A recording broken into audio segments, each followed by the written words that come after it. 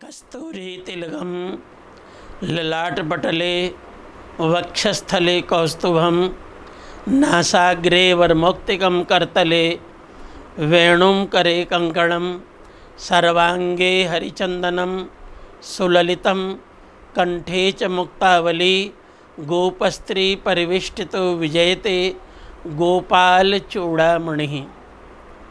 सभी कृष्ण भक्तों को सूचित करते हुए बहुत हर्ष हो रहा है कि 12वें महीने में सर्वश्रेष्ठ मास कार्तिक मास है।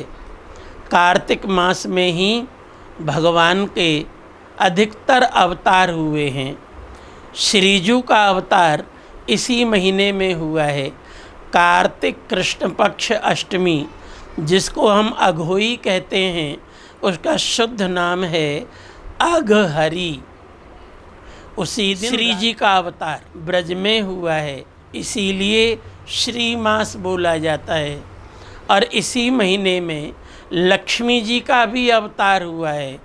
दीपावली के समय, दीपावली के दिन प्रदोष में श्री और लक्ष्मी दोनों का ही अवतार इसी महीने में हुआ है, इसीलिए पूर्ण मास इसको माना जाता है।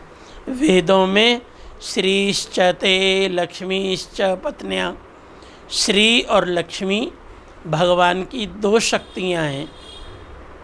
तो इस महीने में भगवान पूर्ण रूप से अवतार लेते हैं। श्री और लक्ष्मी के साथ में भगवान का अवतार होता है। धन्वंतरी जयंती के दिन, जिसको लोग धनतेरस कहते हैं, उस दिन भगवान का धन्वंतरी अवतार हुआ है अमृत का कलश लेकर के। अर्थात ये मास बहुत पवित्र मास माना जाता है।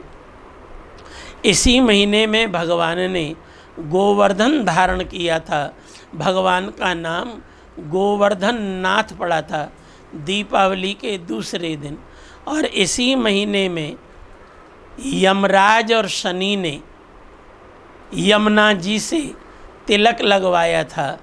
और इसी महीने में दक्षिणा में शनि और यमराज ने कहा था, जो कृष्ण भक्ति करेगा, जो श्रद्धा रखेगा भगवान कृष्ण में, वो मेरे यहाँ पर यमपुरी में नहीं आएगा। ये दक्षिणा यमराज ने दी। शनि ने कहा, जो इस महीने में कृष्ण भक्ति करेगा उसके ऊपर शनि की महादशा, ढैया, साढ़े साती, ये सब नहीं चलेगी। ये दक्षिणा में मिला है यमुना जी को। तो कार्तिक के मास में इतनी ज़्यादा पवित्रता है। और इसी महीने में भगवान श्री कृष्ण ने गोचारण किया था, गाय चराना शुरू किया था। कहाँ? वृंदावन में।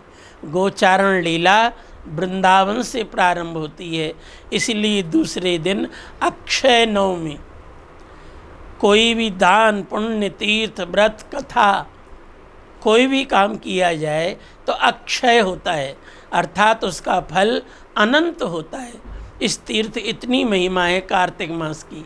इसी महीने में देवोत्थान भी होता है, देव उठनी एकादशी। उस दिन सब देवताओं का जागरण होता है। और इसी महीने में तुलसी शालिग्राम जी का विवाह भी होता है। तुलसी शालिग्राम जी का विवाह करने पर भगवान लक्ष्मी नारायण की अतिशय संतुष्टि होती है, इसीलिए ये मास अति पवित्र मास माना जाता है। लोग कार्तिक की पूर्णिमा को गंगा स्नान भी करते हैं, इसीलिए वृंदावन में गंगा और जमुना सबका संगम। तो वहाँ क्या है? ज्ञान गंगा श्रीमद् भागवत का आयोजन रखा गया है, जिसका पुण्य अक्षय होगा। अक्षय नवमी वहीं पर होगी, इसीलिए वृंदावन में 108 भागवत का आयोजन रखा गया है, जिससे कि सबको उसकी फल की प्राप्ति हो सके। और भागवत का पाठ सस्वर होगा। ये नहीं कि पंडित जी बैठे बैठे गुनगुनाते रहें, सोते रहें, ऐसा नहीं है। अर्थात सस्वर पाठ होगा और दोनों समय कथा होगी, जिससे कि कथा का पूर्ण फल सबको मिले और कथा भी पूर्ण होवे। ऐसा मौका बार बार नहीं आता है, इसीलिए जीवन में इसका लाभ सब वैष्णवों को लेना चाहिए। आप पहले से बता देंगे तो आपको सुविधाएं वहाँ उसी तरह प्रदान की जाएंगी।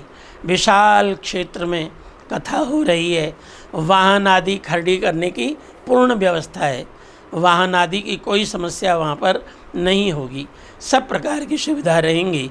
यदि भगवान ने आपको मौका दिया है और शक्ति दी है और साथ में स्वास्थ्य भी यदि ठीक है, तब मैं कहता हूँ परिवार सहित आइए, आप सबके लिए आमंत्रित है।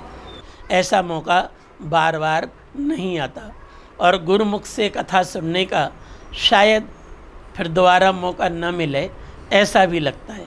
इसीलिए जो है ऐसा अवसर बार बार नहीं मिलता। सबके लिए मंगल कामनाएं, आपके लिए भगवान सद्बुद्धि दें, सद्विचार दें, स्वास्थ्य लाभ दें और आप भी वृंदावन में आके जय जय श्री राधे करिए। इसी से जीवन सफल होगा। जय श्री राधे।